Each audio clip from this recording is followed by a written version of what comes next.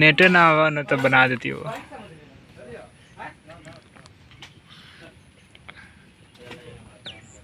बड़का मोबाइल हम किनबे ना के बाद देखिए रखेंगे मोबाइल तो छोटका मोबाइल है यो यहाँ वीडियो का ये से थोड़ी ये से होई सही बाकी आगे कैमरा चालू करके रखे वाला ना आगे खड़ा हो से अपने फोटो खिंचा जाला मोबाइल के सामने खड़ा हो के अपने फोटो खिंचा जाए मोबाइल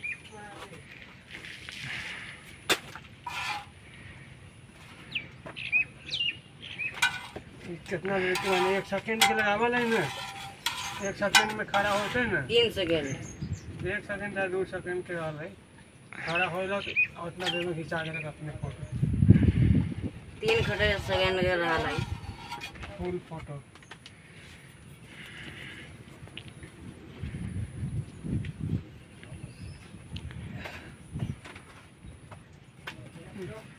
तो रोटी हलाल दे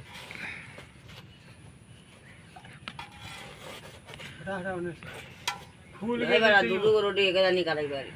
है ना ऊपर सब फूला दे से तो हटा हटा एकरा